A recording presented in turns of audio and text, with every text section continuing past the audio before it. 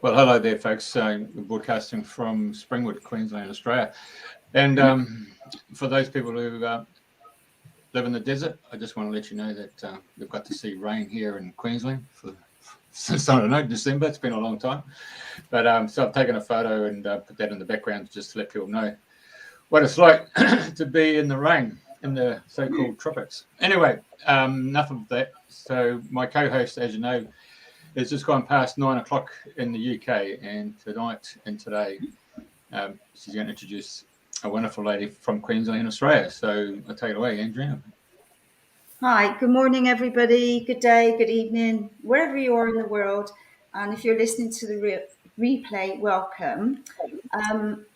Today, this evening, and wherever you are in the world, Janet is our guest, and Jeff saw Janet, I think it was a couple of months ago now, working with her horses. And anyway, so here we are now, fast tracking, moving forward. Janet's got so much to share to do with your health, your emotions, body talk, about her beautiful horse Pedro that she actually rode when she got married, all in white. She's got so much to share, and she's in the dark there because they've had a massive storm and she's working on battery power. So stay with us and stay with Janet. And anyway, welcome, Janet. It's lovely to have you on the show. And where would you like to start? I mean, you've got so many wonderful stories. Thank you, and thank you for having me, everybody. So I'm not sure where to start, but pretty well, I was born and bred in this area, and then I went into the corporate world, as you do in your 20s, and became quite successful in real estate, having about 40 salespeople, buying a building, doing really, really well, bought a lot of properties. But then I had breast cancer at the age of 33. So I ignored that and kept working. And then I had breast cancer again at the age of 38. And I had a daughter around the same age. But that was like a fast track to spirituality. So the girl who just said, like, don't talk to me about anything but sales and, business and 7 days a week working, something changed in me. And I felt the toxicity of the city because I lived in the middle of the city in Brisbane. And I felt the toxicity, and something inside of me needed me to get out of that area. I had a big, beautiful house, everything was going well, but something inside had to get me out. So I looked for a year, actually, to look for a property and have a tree change on the North Coast, which is where I was born, around Noosa. And then this property come up, and I bought it in less than 10 minutes, 43 acres on top of Karoi Mountain, which is just a beautiful, beautiful area. I was born and bred in Mundi, went to Mundi school, never thought I'd ever come back. And I bought it for nearly a couple of $1 million, and I did not even know what I bought. That was 18 years ago. So when I came back, I had breast cancer the second time and a brand new little daughter. And the horses kept coming. So everyone gave me horses, about 12 horses all up in a short period. I was never into horses. And they just came in, and then because I train sales and I write systems, etc., I downloaded somehow this little book, and I wrote the book, and I started training all the real estate agencies in Queensland and New Zealand and America. And that's where that came from. But the horses was the black belt in sales. That downloaded, and I started doing it at my property. And it taught me more than anything. Horses have been the most amazing teacher for me in sales, in life, in business, in personal, everything. So I've always taught talk body energy language, but to work with a horse, and when I was never a horse person at 40 years of age, was incredible. So they came in, and that journey has been amazing. So then I got married on one. I put out that I needed a big white horse to go up my hill, and the big white horse took me up. He died 1 week later in my hands. Now, this horse was Andalusian Supreme winner of 2004 for Australia and 2006. I wasn't into all that sort of thing, but somehow he ended up 17 hands high. And there he is. So when Pedro died in my hands 1 week later, he was started by Bonnie Roberts, who's a famous horse whisperer now, the original horse whisperer in America. And he taught big businesses how to sell through the horses. So all the big businesses would take their teams to him, and he would teach that. That's his legacy. This horse was started by Monty in front of 5,000 people, Pedro. like I didn't even know any of this. I just there was a horse in Yamundi. I went down and bought it.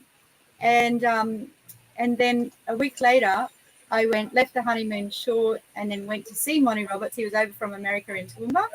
And I came back home on the Sunday afternoon, and I was working Pedro in the round yard, and he died in my hands. That horse died in my hands.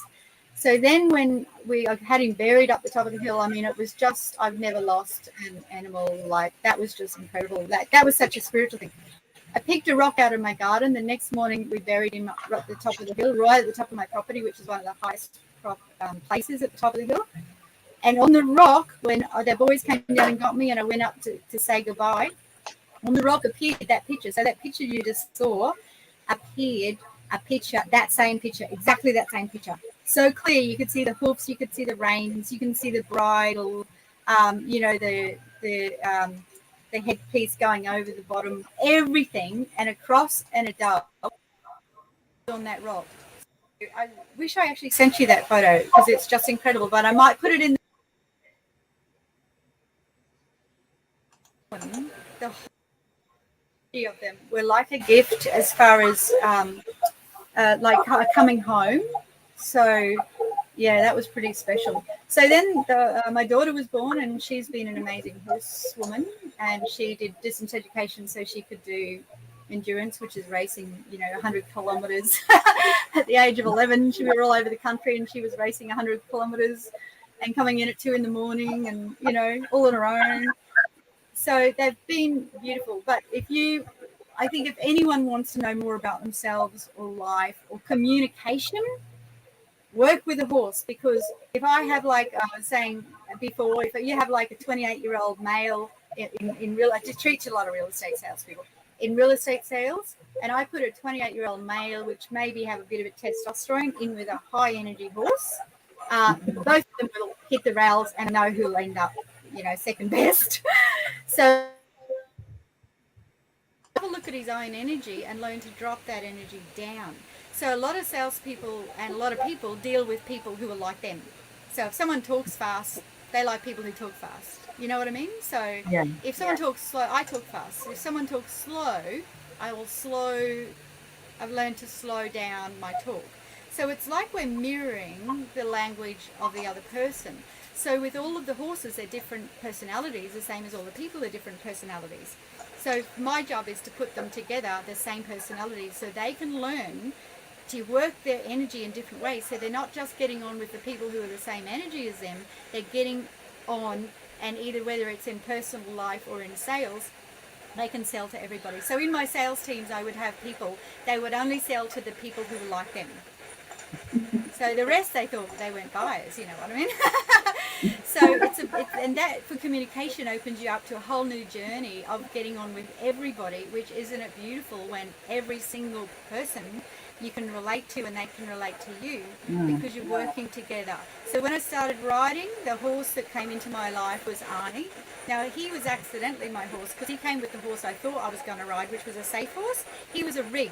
A rig is a stallion. Can you hear me still? Because it's going funny here.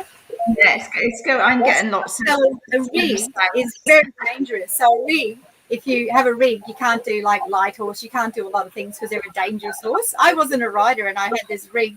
So I went in the bush and I rode him really fast because I came straight from the corporate world, and that's what you did. I did that. We did that for a few years, and then after 17 years, we were doing light horse, so leading the Anzac Day parades, and we both came down in our energy, which was beautiful. So he was my life's lesson and my soulmate, for my journey around discovering who I am, and also for him as well. So we became one out of two. So when we got on each other to ride together, we would become one energy. And that's what it's like with body, whether it's business or personal. You become one with the other person because we're all connected.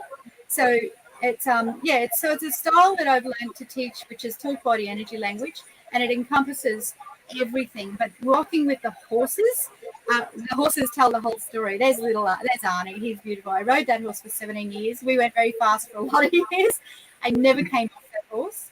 And I still have my 303 and my bayonet.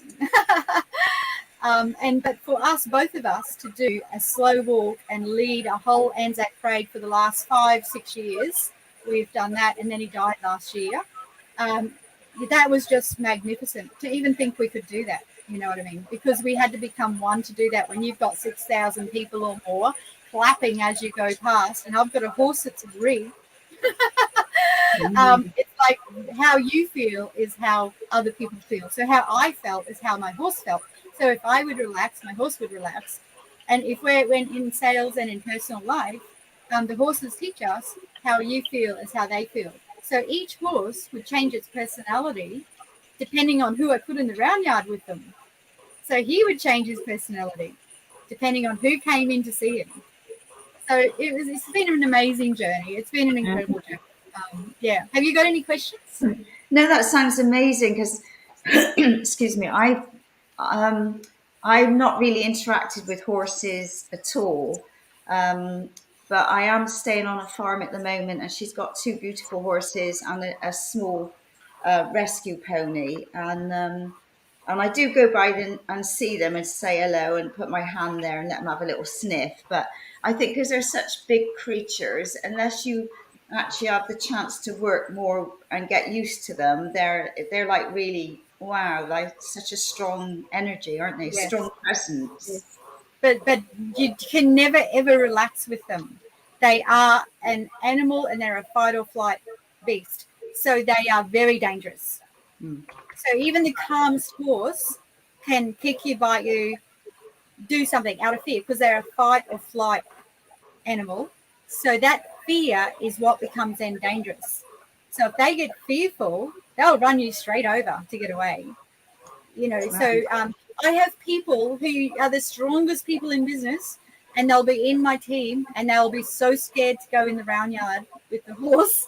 And I can tell you a lot of the time there will be tears. So in a group of people, I'd say 12, 15 people I do at once, there will be someone crying. And that person is probably one of the strongest people in the business in their team, but they'll be crying because they're so scared to go in. Now, that fear that they have inside them is not only for the horses. That fear they're living with inside them is something that they can cure, which if they can cure it through the horses, then it will cure and filter and it like a ripple effect, you know, through their life to give them more confidence. The horse side of it, the talk body energy side of it, combined with the talk side of it, which is the scripts. So if you have scripts in what you're doing, even write scripts if you're having problems with your husband or, you know, kids or whatever, write what works instead of trying to make it up as you go. Because that, when you have scripts and you have like the right words that are coming out of your mouth and you know what you're saying, you can then get into the other person's reality.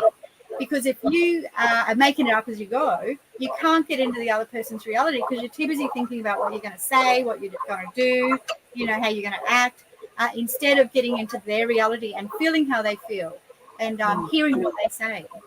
So, can I just ask, have you got your mobile phone on by you? I have, yes. Because that could be picking up, causing the interference with the signals. Oh, okay. I shall just turn it off, eh? Worth a try.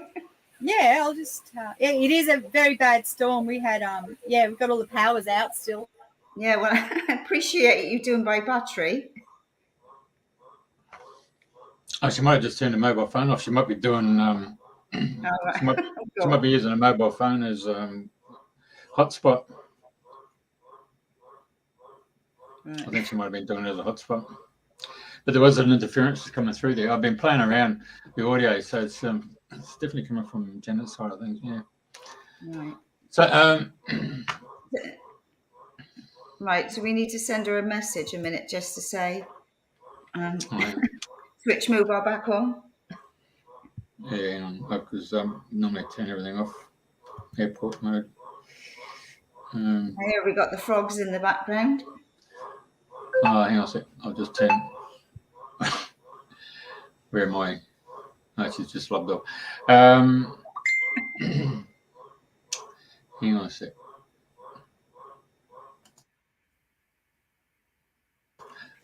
All right, so obviously I've got to mute myself.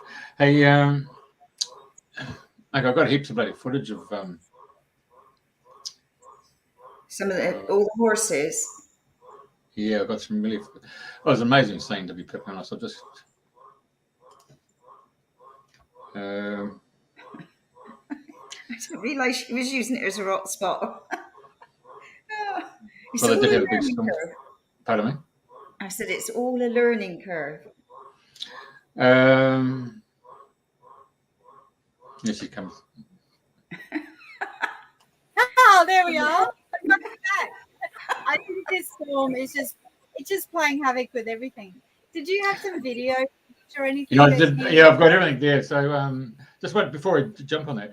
Were you using your phone as a hot spot? Were you? Yes, I was. Yes. Okay, so but what you actually had was you had your you must have had the Facebook going as well, because it was creating Okay. Yep. an All right. interference there on your signal was pretty hard to hear, and I was playing around there behind the scenes, Oh, just good.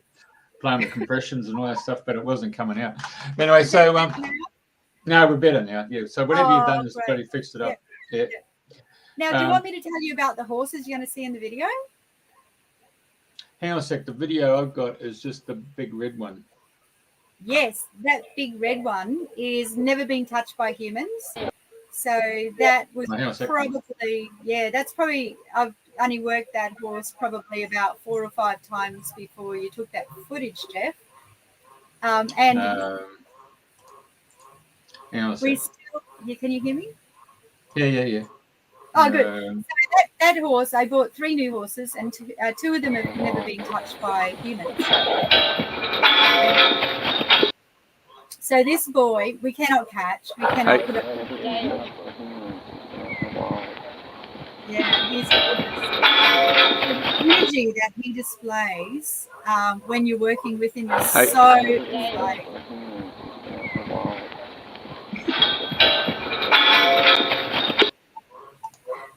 It's all happening today. Yeah, it's happening today.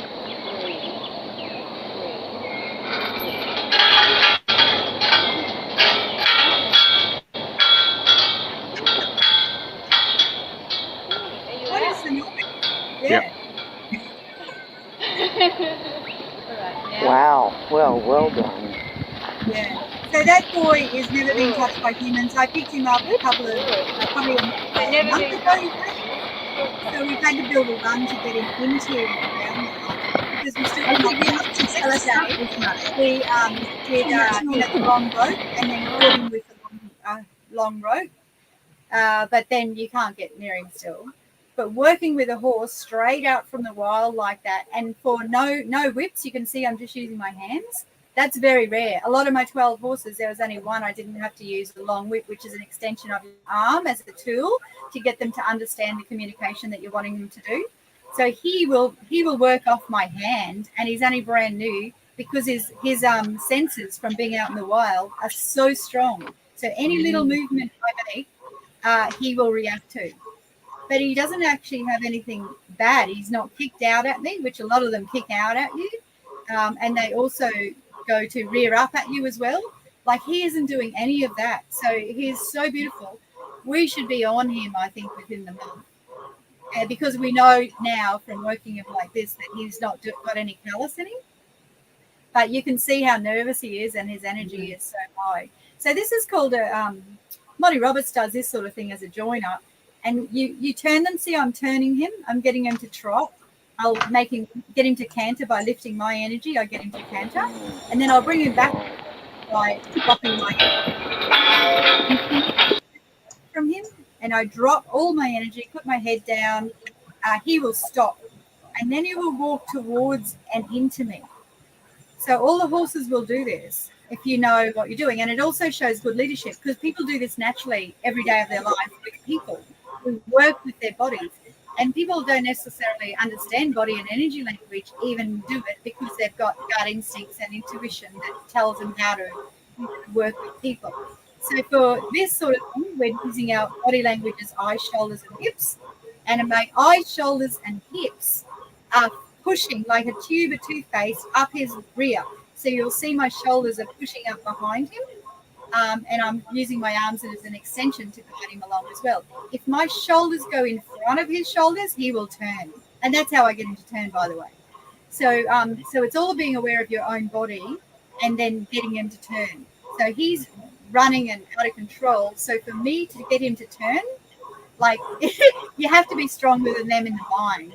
And that for some people is pretty scary. And you sort of have to confront them a little bit to get them to listen to you sometimes.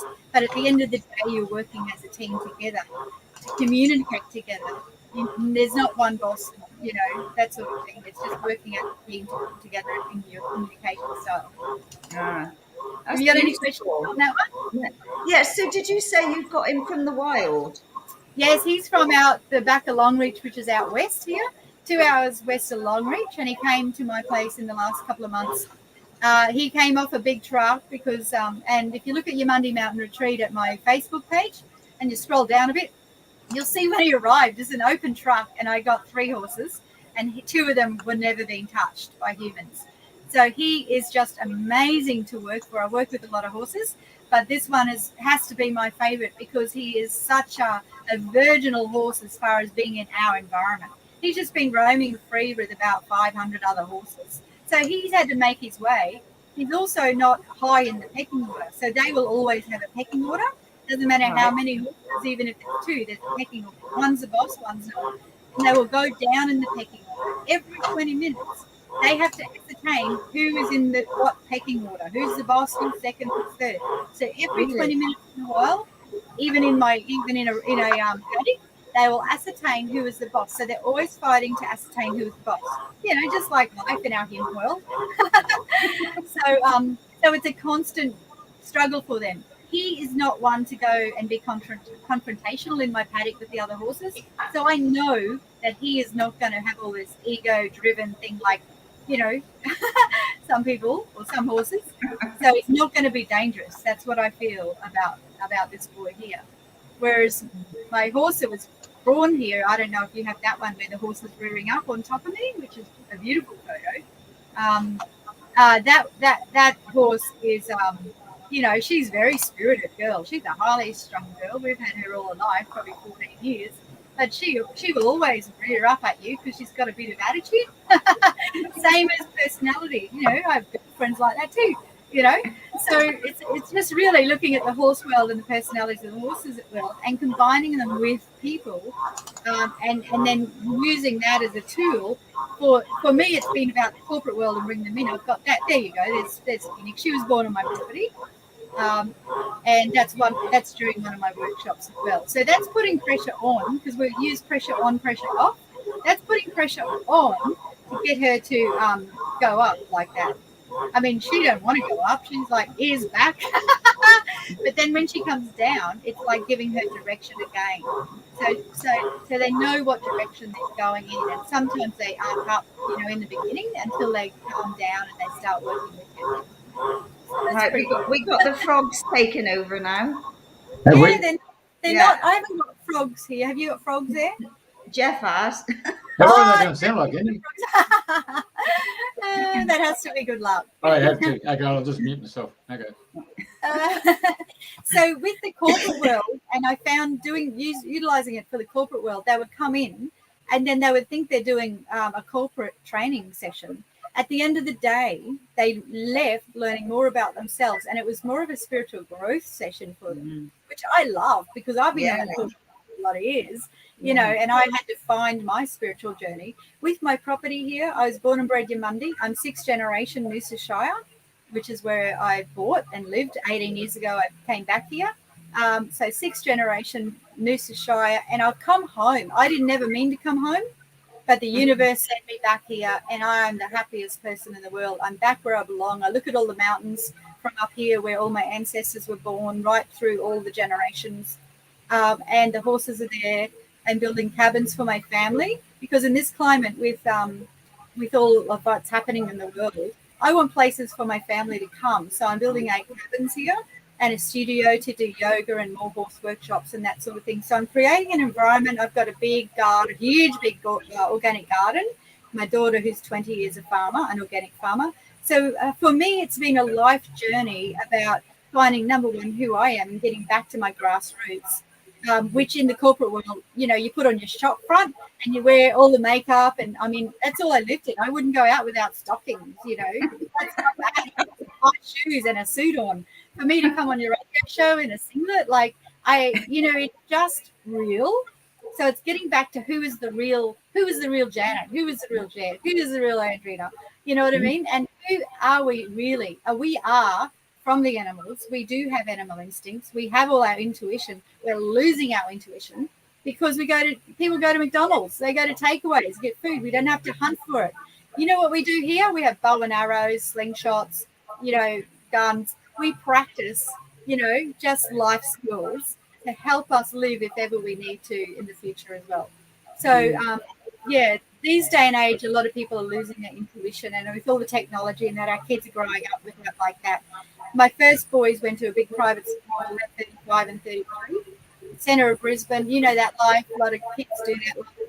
My daughter went to Little Yamundi Country School and then did distance education. So having those different worlds and watching them within my own children is really interesting, because that environment that we put our kids into is how they will grow up. So it's really, really interesting to do that. Lily grew up with no TV and this property with all the horses. So you can imagine in this day and age with no TV and how that really works for kids these days. So it's a real eye-opener. I think a lot of people are coming to that too. I mean, I know around where I live, there's a lot of big properties and big houses. But people want this. They want the garden, they want the food that they're growing. I even got a few chooks the other day. My car broke down, so there was a chook running around going to get hit. We brought it home, and it gives me 1 egg a day. How amazing is that? At the universe, and this chook gives me a gift of 1 egg a day. I didn't even eat eggs, but I give them away. So appreciation, horses, life, family is sort of where I'm at. Yeah. Amazing. So can we backtrack? Because I know with your cancer journey, you talked about reflexology. And I mean, one of, of all the different techniques, I love reflexology. Yes. And it's just like your hand represents your body, your ear, there's so many aspects. So I know you said I read that you had a warning sign, which you ignored, you didn't realize. So can you share a little bit about that? What happened? I've actually had breast cancer 3 times, 33, 38, and then 49. And as breast cancer not in my family, so it's definitely environmental, right? And I had a double mastectomy for my 50th birthday, and I got new nipples after that. So I'll tell you, my nipples are made out of my crutch, which I love to share that information, because I only know one other girl that I know that has that situation. It is so exciting to be unique, you know what I mean? So for someone who's been healthy, eaten healthy, always exercise, live life to its fullest, none of my very large family, no one has cancer really. My dad had prostate cancer. At the same time, I had breast cancer when I was 38. They gave him 2 months to live, and he is 80 now, and that was when I was 38. Yeah. So I'm 57 now. So he cured it, even though the doctors gave him 2 months to live. So we went through a beautiful journey. He was a railways bloke for 47 years. He was never open to anything like this, and neither really was I. So we went through this little journey together when I was my new little daughter, and I did a little. I had when a second time I had radiation. I didn't want to have radiation, but I only had radiation because my mum thought I was going to die if I didn't have it. So I journeyed around that and decided that whether I have it or not, it's not going to change anything. My life's, span, nothing. So I had that. But what it did do is every day I'd walk into that hospital for 5 weeks, and then I'd have to hobble out on my right foot. My right foot on the ball part hurt like really crazy. So I'd have to hobble out, walk in, hobble out for 5 weeks. And then it wasn't until I came up here and lived here that I went to have a massage on my feet at the Yamundi markets, and they said that's your breast area. So that my foot was damaged by radiation from the breast area, from the radiation. And now today, when I ride a horse, my foot in the stirrup, my right foot hurts. When I drive a car, my right foot hurts. Still today, and that was when I was 37. That radiation is still harming my body. So I didn't feel right about having it myself, and I would never have chemotherapy. Chemotherapy was invented by Hitler. The water I drink here is from the bore. It's pure water. I cannot drink any other water. So I put a bore in. It's all the mountain water. I have it tested. It's perfect. But reflexology is something that Dad and I did together. So we would be together all the time and we would do each other's foot. He was in hospital dying. Everyone came to see him. We didn't think he'd come out. I said to Mum, get on that foot. This sounds really weird, but this is exactly what happened. We got on the feet. I said, do this. We were there for an hour and a half on his feet. You know what? An hour later, he got out of bed and come home. Wow. So I saw firsthand how that happened. Now, what happened over the next few years when I got into the reflexology, all my uncles with their dirty old feet and everybody, I just had to do everyone's feet. I was addicted to seeing what's wrong with their body through their feet. So I worked out that you could just feel their body, and as long as you knew what parts were what in the foot, that you could work out what's wrong with their body. And it was always true. If someone had a broken back when they were born, that broken back is still in their foot. So it's like absolutely incredible what happens there. And then I found that I was really drawn to people who are sick. I then didn't want to do everyone's feet, but if someone's sick, it's like I have to do their feet. It's like something in, like, I'm not one to touch people's feet, yeah, but that's what happens. It's like I can feel something and I'm drawn to them. Like my painter, he's just an old painter, right? He painted my house and then he got throat cancer. And then I said, come in, I'll give you a beer. So, really, I wanted to do his feet because I wanted to have a look at his throat and his feet. So I had him there drinking his beer, doing his feet. So there's been a big journey around that. And yes, I believe that I would rather have a foot massage than a body massage. I believe that is way more effective. So that and also acupuncture have been my two things that I do for health. And the other thing is lymphocyzing on the little round trampoline. So you bounce the trampoline and breathe out. So breathe out like every time you bounce. Don't breathe in and breathe out for 10 and then in for 5. And then over time you'll breathe out for 30 and in for 5. That cleanses your blood, cleanses your lymph, all that sort of thing. So yeah, it's been a bit of a health thing as well. So that's worth knowing because I got a little trampoline here, so I'll take that on board. So there's still a bit of an echo coming through on Janet's side, so there must be another device there that's in your room there that's creating that echo. There's nothing in here. Yeah, well, don't switch off.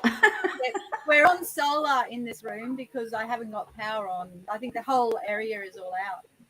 So we are on. I've been playing around with the audio just to see what's trying to cancel it and all that stuff. But so are any of our listeners having all sorts of problems? Can you hear us loud and clear?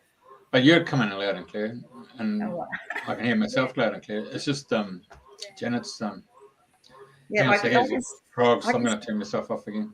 Yeah, I can hear what Janet's saying. So you can. Okay, that's right. Yeah, no problem. Yeah. Okay, then. That's good. Yeah, but I hope it's all helped. I hope I've been able to enlighten everybody. The horse world. So if anybody's got any questions you want to ask Janet, please put them in, and we'll take it from there.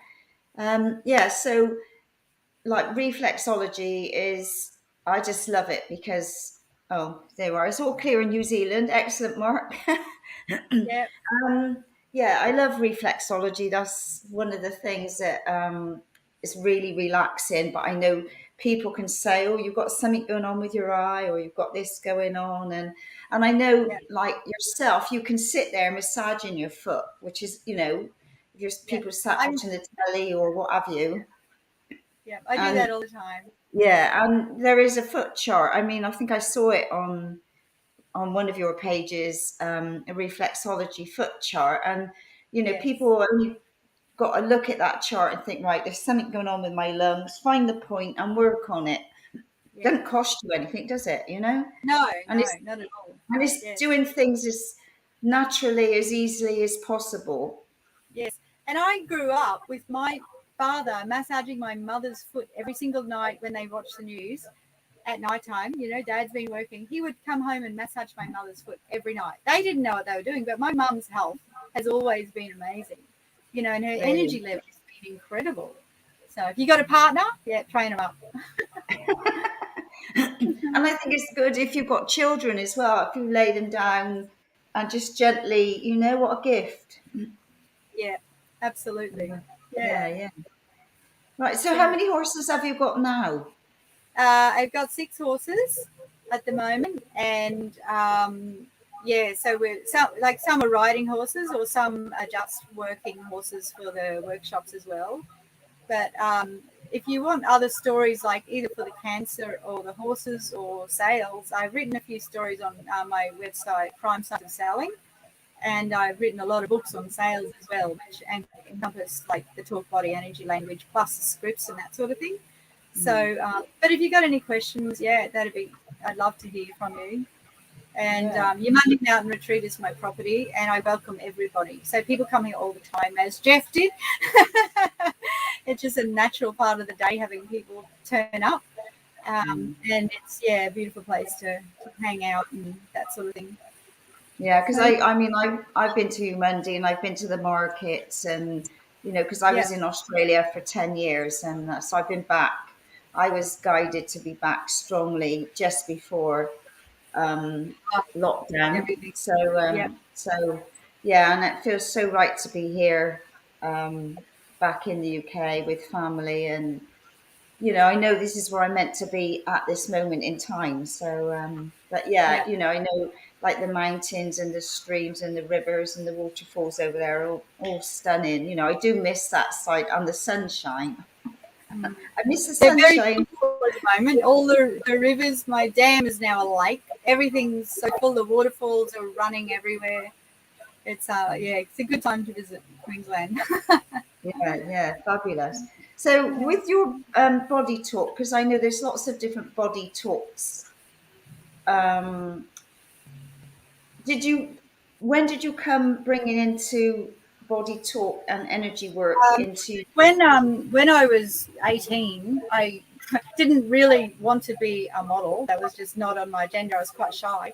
But my mum put me in a competition, which was a Miss Boat Show, and so I won that, which gave me a model course when I was about 17.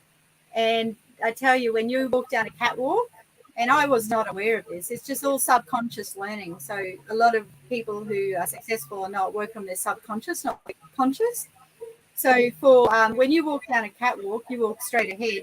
When you turn to the right, you capture that audience. You put your back to the back audience. So I guess 6 years of modeling, and I did like pretty well every day for 6 years. That taught me to use my body, and also it taught me dress sense and appearance and that sort of thing. Like you wouldn't know it today, but yeah, I work it when I want to. So that's where that came from. So I learned to sell myself, I guess, in modeling, which was great. And then I went into insurance. Now, insurance, I was only in 4 years, but I went into that because someone said, come and have a look at this company. And they were all women. They were quite dynamic women. And it was a rah-rah company. So I thought, that looks interesting. So I went from modeling to insurance, and then I was number 1 in Australia, okay, for the AMP general agency I was with, which were all around Australia. So that was great, but it wasn't really, you were selling something that you couldn't see, people didn't want to talk about, but I did a sale a day every single day. So that's where I learned the system. The talk language of the turn the page and that's what you say, that's the question you ask, that's the story you give on that same page. So in the display with, say, selling a property off the plan, if you're in a display, every step, there's a question, there's a story to tell, there's the fiction to the benefits, and there's the qualifying questions, all in that step.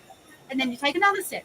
You know what I mean? So it's so the insurance sales taught me a system, and then I went into real estate, which is really what I love because my dad bought a lot of properties. Mum never worked, dad was in the railways, but he bought a lot of properties. So we grew up subconsciously seeing properties really good. And then I ended up in property in 94. In 95, I bought a building in Geelong and got 40 salespeople and wrote sales systems, but I wouldn't hire anyone for real estate because they knew more than me. So I wrote all the insurance systems, and that's what I trained. And I've trained that since day one of my real estate days in 1994. So since 94, I've been training real estate, mostly my own through all those days, and writing all those systems. And then I ventured out into training everybody. And of course, when I bought this property, I ventured into training everybody. I became the president of the Noosa Chamber of Commerce. I was in the Victoria Rotary as well, and I was a life woman. But I also ran lunches here down in Noosa at the river in one of the expensive restaurants in the commercial in the corporate room, and I'd get 100 people every single month to the lunches. And then I'd have a fashion parade, a guest speaker, a sales talk, um, and then they'd have networking, and they could put a display table also around the room and buy takeaway over the space. So it was a very jam-packed 2 hours, but in that 2 hours, every single month, I'd sell all my workshops and fill them all up for the next month. So it's, it's like not just one thing working. It's about in life. And again, this is not all business. It's about everything joining together, and we're all interconnected, and not making sure you miss any of those bits that is connecting to the next bit in life. So that's sort of the journey around how I ended up in horses, and it's connecting to the business side of it as well, and where I came from as far as body language. So the horses were just a black belt on the body language and the energy language, really, and where I put my arms and my feet and my eyes, shoulders, hips, that's really important. So with the um, real estate sales, when I started in 94, I wrote all the books on body language, and like with your feet. So if I come into your office, and my feet are not pointing towards you, you look at where your toes are going, and that's where you want to go. So if I'm selling something, one's feet are pointing out the door, they're sort of on an angle, I know that I haven't engaged them.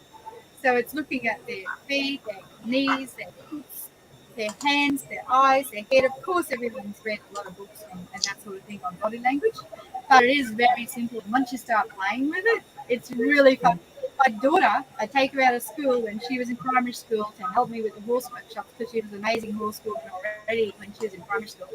So I'd take her out all the time, and she'd take the day off. She would go to school and use it on her teacher. I love it. Primary school on her teacher. So you can imagine if we taught these kids what they sort of already know, because they use it already, but if we gave them a little bit more information, what they could do with their lives even more. That could be another little workshop. Yes, that's right. Yeah. So there's just so much scope for it, but it is, a lot of it is subconscious. So subconsciously, people all read body language, but consciously they don't think it as much. Because when you think, if you use the word think, for instance, think is actually a naturally negative word. So thinking is using your mind, your head, feeling is using your heart. So I really do try to engage words and body language to bring out positive results rather than negative results. Unless I want a negative result, then I'll use think and not feel. So, if I ask you sort of thing, how do you feel about this product or whatever, you're going to feel and it'll come out positive. But if I ask people, what do they think about that? That brings out a negative, because minds are naturally negative. That's the way they're set up.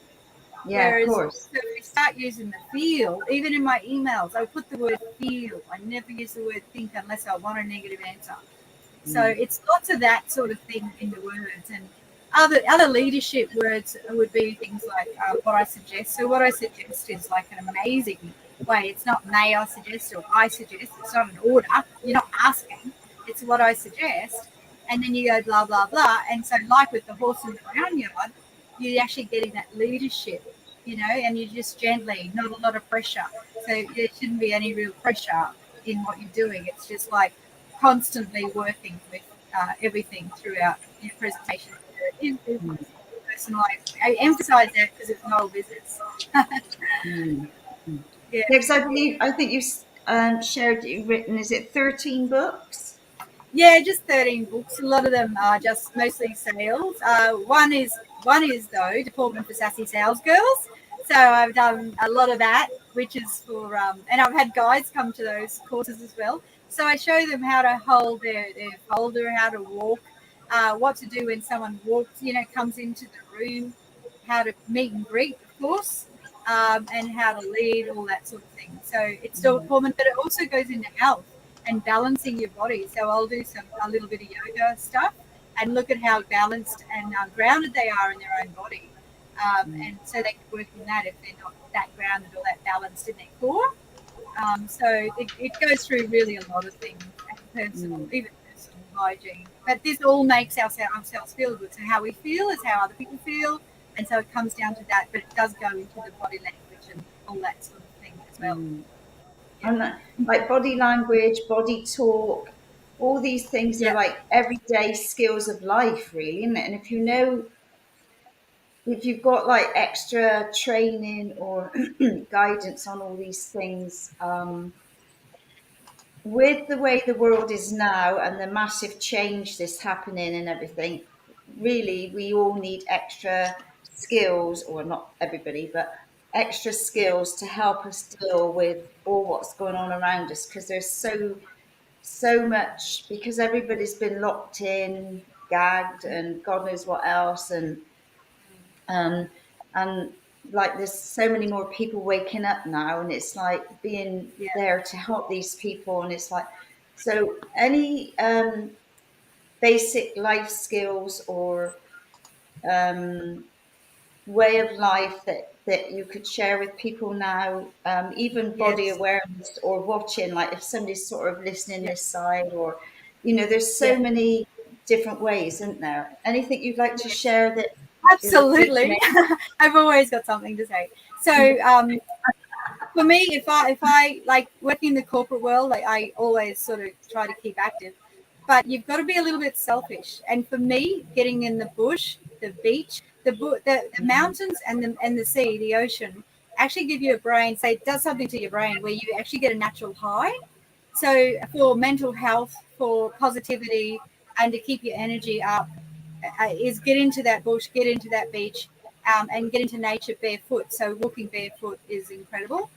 But look after yourself. Like I learned, like be selfish with yourself. Do things that make you happy. I have a jet ski. I do treks jet skiing all around. I do 100K a day here and there. And we do treks with my brother. I've done that for 20, 30 years since I was 20.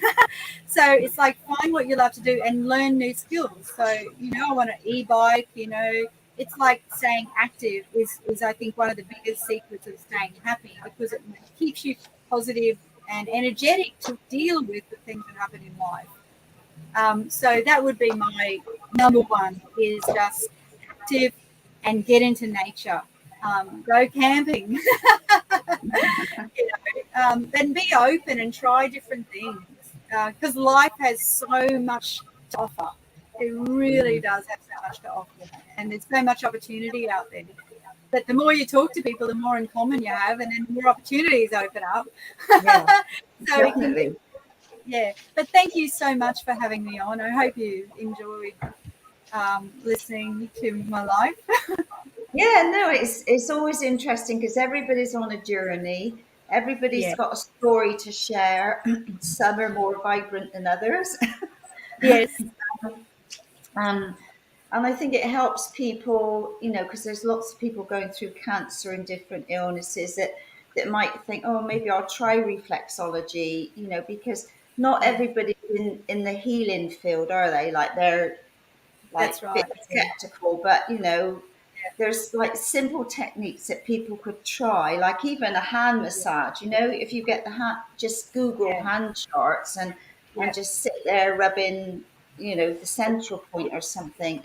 It's all little things that can help people in their Yeah. daily lives, and Yeah. this is Yeah. where I like to say I like to help people to be the best version of themselves, Yeah. through simple things, not way, like I'm not from the business world or anything like that. So I'm coming from a different place to you. So I like to do things very simple and easily. Yeah. ABC, that's me, make it simple, don't complicate.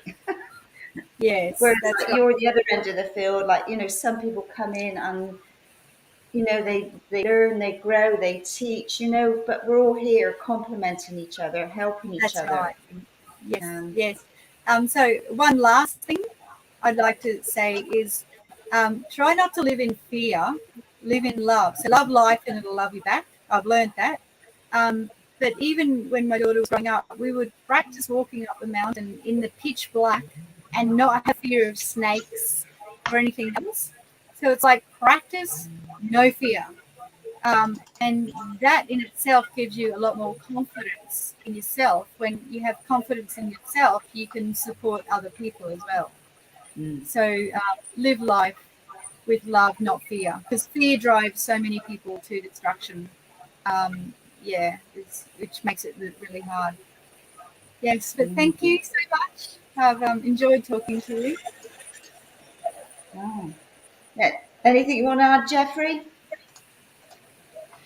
No, I think the fact that we caught up with Damon back in Yes. November, and Damon was playing the didgeridoo and he was playing the jazz guitar, and had a big sing-song from about 4 o'clock in the afternoon till sometime about 2 o'clock in the morning or sometime. Anyway, it was a big night. Anyway, well, he's in there singing now. He's in there singing now, and there's a bit of a party going on in there. I'm hearing the noise. I'm hearing this. I can hear. No. Yeah, okay. So that's what's coming on. They're not here. But he's jamming with my daughter and a few other people. Yeah, right. But it's his birthday today, so I'll say happy birthday for you. Sure. So it was through him that he mentioned about Janet, and then come New Year, I had 5 days off and went up to Yamundi, Viridale, and caught up with friends and acquaintances. So here's her. She's just gone off. There you go. She's running out of battery power. So so ended up going a bit of a tiki tour, and then we managed to get hold of Damon, and Damon said, "Hey, come up here to Makaroy. We're only about 5 minutes away." And what a change of events, just to be able to go onto the property. And then there's all these, the horses there. I mean, we pulled up, and we got out the fence line, and these 2 horses. One had its head over the fence, and my mate Jill, she said, I'll talk to this horse anyway. So fair play. And so this other little Brumby thing came up and put its head over the fence, and I was holding it, as you do. And next second, the bigger horse that Jill was working with left her and came down to me. And she said, "What did you just do?" I said, "I don't know, just talking to the horse." That's how it works, isn't it? They just like dolphins, isn't it? So horses and dolphins, they have that same connection, isn't it? So so we drove up to where Damon was actually in the corral, and he was working with this big Andalusian horse. So we just stood there and we just watched him work with this Andalusian horse, a beautiful big horse. And then Janet turned up, and little petite woman, as you probably realize. Yeah, and then she's in that ring there, and she's working with the big Andalusian, and then they brought the big red. Well, they've actually kept the big red and the Andalusian separate from each other from different paddocks. So it was really interesting, like 2 ships passing in the night. It was a bit bloody hairy, scary, I'll tell you, at one stage there. But Damon took the Andalusian out, and then we just watched Janet working with this big red, and you'll notice we took some video there. So the first little short video took, you could see how the horse didn't come right around the ring itself. When it came to where we were standing, it sort of veered away from us, and we realised that our energy had gone out into the ring itself. So we stepped back to allow Janet work with this particular horse. So the second video is a lot longer, but just watching that, you can see how they. I might just put it up, hey. Where are we? Yeah, see how its ears starts flicking up, and it's watching. It's very attentive. Yeah, beautiful. What's going on, isn't it? Yeah, and you watch its eyes, and it sort of look back to where we were, and then look back to where Janet is. That's when you compared to the fact that when you're out in the city, you don't sort of see these things. You've got to just take time and study nature, don't you? Eh? Definitely. Yeah. I mean, I go for a walk every morning. I go through Springwood Conservation Park, and I find it amazing that the number of people who've got headphones on, or those Yeah. earplugs, and on there they listen to music, and here I am, I'm listening to the bloody kookaburras going off, or the crows are going off, or there's bloody cockatiels and bloody parrots going. Occasionally there's a bloody wallaby or kangaroo. So it's, and then you see the water dragons. I just find it rather strange. Totally, I agree. Totally. Yeah. So to actually come out and be on this property, I mean, we got invited there. It just happened to be one of Jeff Shaw's tiki tours, you know, where you don't know where you're going to go, and you end up going somewhere, you know. Yeah. I mean, look at how Janet, like she's really petite. But I mean, you know, such a connection, all of that. Boom. Yeah. Anyway, so what we forgot to tell her was she does do seminars or workshops, you know, where you come out to the property. And let me bring that Facebook page up. There you go. Your Monday Mountain Retreat. So if you do happen to get on that site, and she does do a little workshop working with the horses, I would seriously, thoroughly suggest put your hand up and participate. Yeah. Lovely. I wouldn't mind that myself. Yeah, well, there you go. You'll have to move back to Australia. I haven't got over the trip of coming back here yet, and it's only just been 2 years. 2 years is that long, is it? Yeah. Amazing, eh? Time flies. Well, it's been raining. What more can we say? Yeah. Oh, well, I don't miss the mozzie season, that's for sure. Oh, I see what you're saying. Yeah. Well, there you go. You were fresh meat, weren't you? When Oh, God. some of those. Right. So it's nice of her. Obviously, she did extremely well considering power had been out there with the storm going through your Monday. So, you know, fair play to her having a go. Let's just see what we've got. There's a comment that's come through. There you go. Mark. All right. So Mark would be 8 o'clock, 9, 10, 11 o'clock for him in New Zealand. Very good. Thank you, Mark. Okay, so next Thursday, you got an English guy coming on, haven't you? Yeah, from very close to Glastonbury Wells in Somerset is Toby Negus. Okay. Yeah, I'm just waiting for him to send me his photo and his bio, and then I'll put that up. So he's I think he's a wordsmith and poet. I'm not quite sure. I haven't read all the info yet. I'm just waiting for him to send it through. So he's the one that's written the book, isn't it?